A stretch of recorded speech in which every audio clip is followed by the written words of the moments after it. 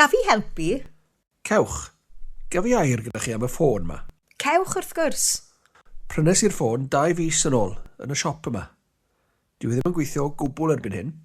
Roedd e'n ddrud iawn a dwi'n talu llawer am y cytundeb. Beth yw'r broblem? Mae'r sgrin yn dywyll pan dwi'n textio a dwi ddim yn gallu clywed y llais pan mae rhywun yn ffonio. Dwi'n gweld. Mae'n gwneud sŵn ping pan dwi ddim yn disgwyl clywed ping. Gaf i weld y ffôn? Cewch wrth gwrs. Dyma chi. Dych chi wedi trio diffodd y ffôn? Ydw, wrth gwrs. Gaf i wneud? Cewch. Dyma chi, mae popeth yn iawn nawr. Diolch.